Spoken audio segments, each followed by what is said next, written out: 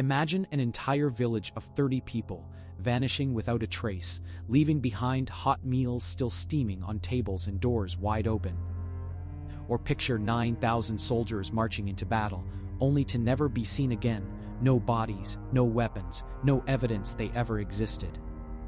Tonight, we're diving into 5 of the most disturbing mass disappearances in human history, cases so baffling that decades later, investigators still have no answers.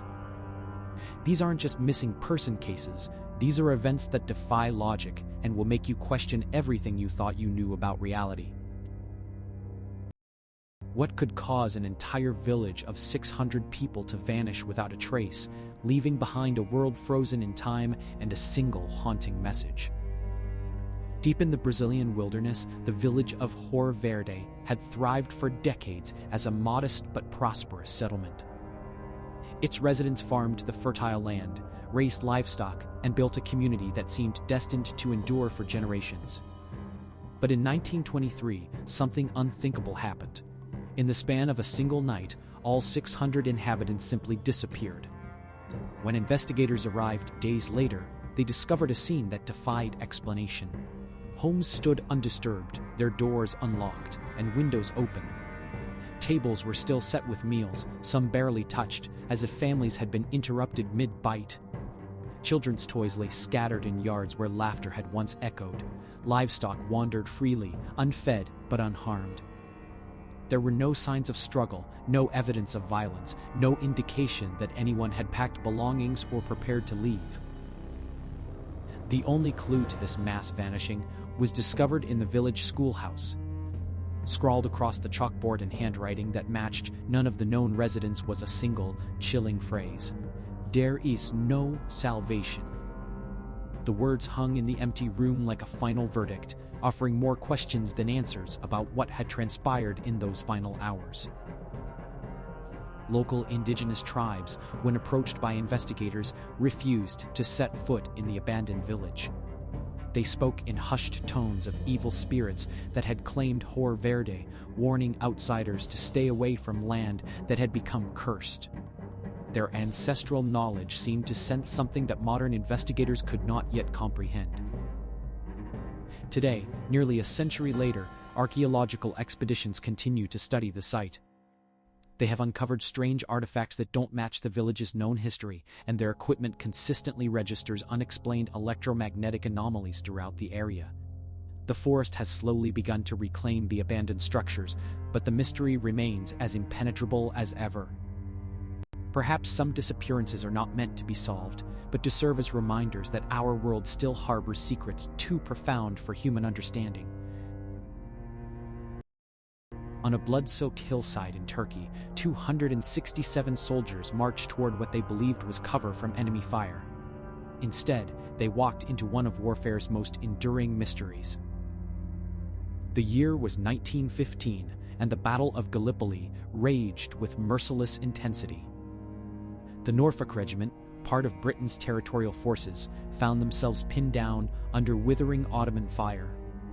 Then, as if summoned by some unseen force, a peculiar cloud began to form on the battlefield, low-hanging, almost touchable, and unlike anything the seasoned soldiers had witnessed in their campaigns. Multiple witnesses would later describe this cloud as unnaturally stationary, defying the coastal winds that swept across the Dardanelles. More disturbing still, it seemed to emit a faint luminescence, casting an otherworldly glow across the scarred landscape. Weather phenomena, the men knew, simply didn't behave this way. Yet there it hung, as if waiting. What happened next defied all military logic and natural law. 267 men of the Norfolk Regiment, seeking shelter or perhaps following orders lost to history, walked directly into the strange cloud.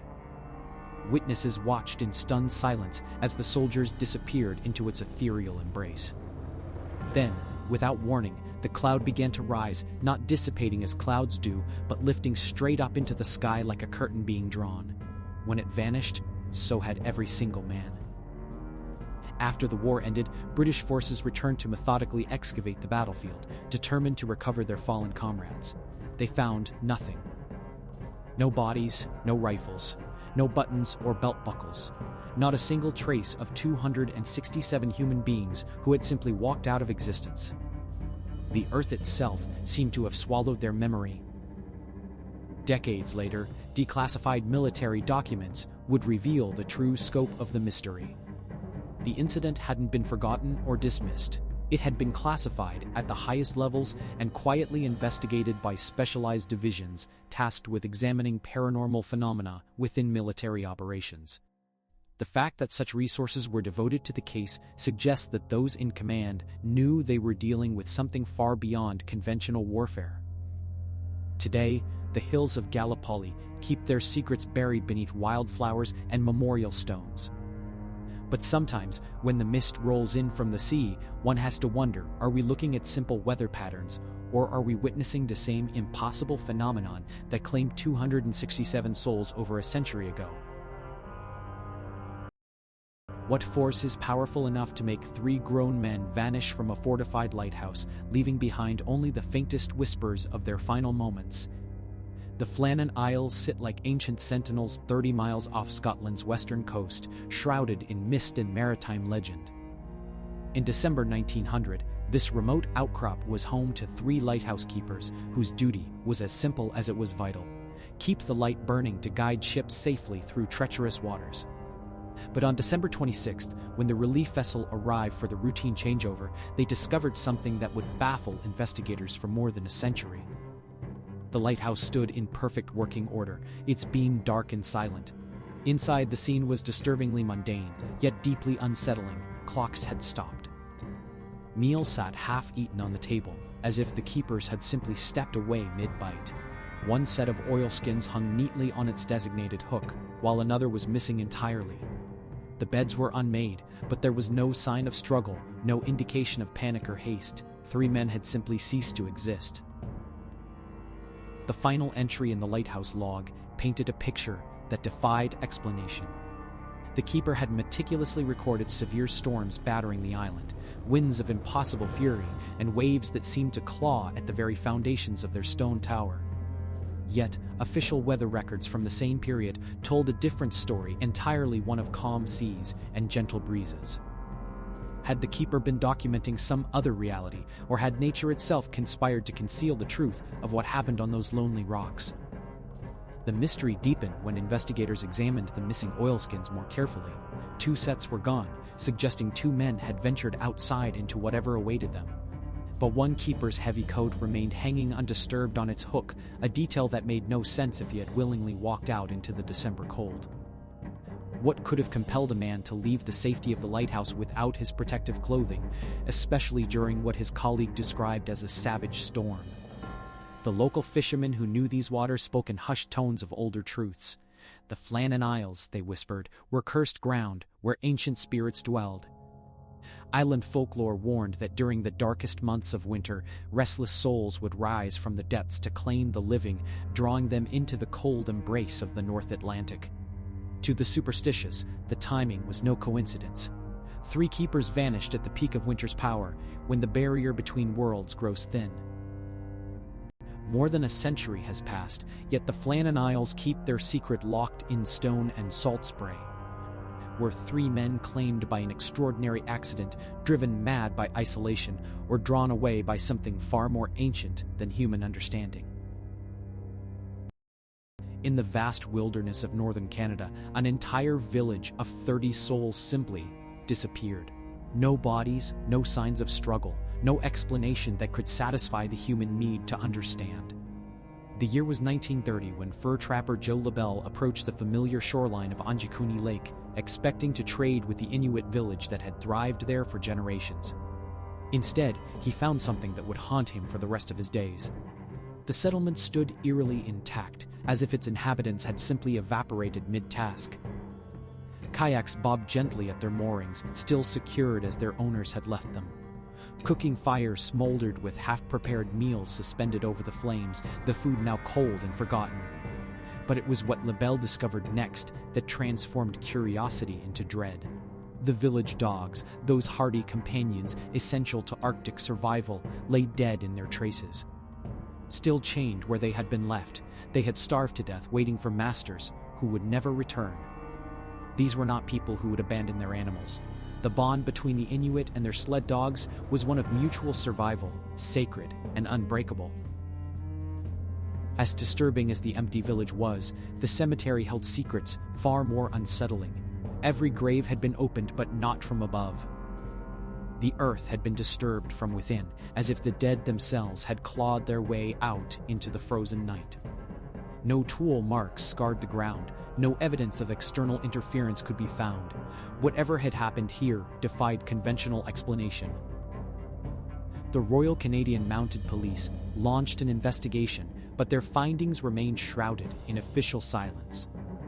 Even today, nearly a century later, portions of their files are classified under national security protocols.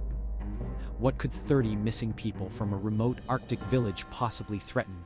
What did the authorities discover that required such enduring secrecy? The shores of Anjikuni Lake remain quiet now, holding their secrets beneath the ice. But sometimes, on the clearest nights, locals still report seeing that blue light dancing across the water as if waiting for something, or someone, to return. On a silent Christmas Eve in 1945, 5 children vanished into the flames of their burning home in West Virginia. But when the ashes settled, investigators found something that would haunt a family forever. Absolutely nothing. The Sodder family had settled into their modest home in Fayetteville, West Virginia, carrying with them the hopes and dreams of Italian immigrants seeking the American promise. George and Jenny Sodder had built a life around their 10 children, filling their home with the sounds of laughter and the warmth of family traditions. But beneath this peaceful facade, darker currents had begun to stir. In the months leading up to that fateful Christmas Eve, the Sodders had received threatening phone calls, with voices on the other end making ominous references to their Italian heritage and warning of consequences for George's outspoken criticism of Mussolini's regime. When the fire erupted in the early morning hours of December 25, 1945, everything that could go wrong seemed to unfold with disturbing precision. The family's phone lines had been mysteriously cut, preventing any call for help. George rushed to retrieve the ladder he kept against the house, desperate to reach the second-floor bedrooms where 5 of his children slept, but the ladder had vanished. Even his trucks, which he might have used to reach the upper windows, refused to start despite having run perfectly the day before. As the flames consumed the house with an intensity that seemed almost supernatural, the fire burned far hotter and faster than any typical house fire, reducing the structure to ash in mere hours.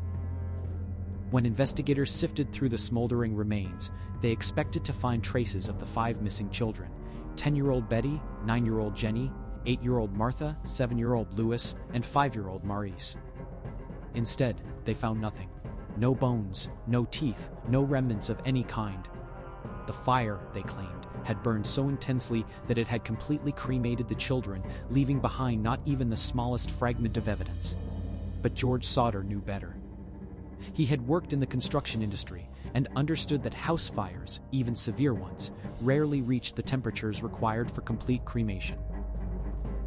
As years passed, the mystery deepened rather than faded. Witnesses began coming forward with accounts of seeing the missing children in various locations across the country. A woman claimed she had served breakfast to 4 of the missing children and a group of adults at a truck stop in South Carolina, noting that the children appeared frightened and refused to speak.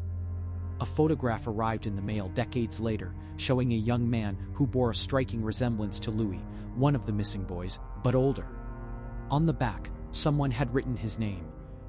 The Sodders pursued every lead, hired private investigators, and even erected a billboard along Route 19 displaying the children's photographs, but answers remained elusive. Theories emerged from the shadows, each more disturbing than the last. Some pointed to potential mafia connections, suggesting that George's vocal opposition to fascism had marked his family for retribution. Others whispered of local corruption and cover-ups, noting the suspicious behavior of officials who seemed eager to close the case. The possibility that the children had been kidnapped rather than killed gained credence as more witnesses came forward, painting a picture of an elaborate conspiracy that reached far beyond a simple house fire. Yet despite decades of investigation and a family's unwavering determination to find the truth, the 5 Sodder children remained lost to time. Today, the ruins of the Sodder home lie silent beneath West Virginia soil, but the questions that Christmas Eve fire raised continue to burn. Were 5 innocent children consumed by flames that night, or did they disappear into a darkness far more sinister than any fire could ever be? Thank you for watching until the end of the video. If you found this video interesting, let us know your thoughts in the comments below. Don't forget to subscribe to the channel and turn on notifications so you won't miss any of our upcoming videos.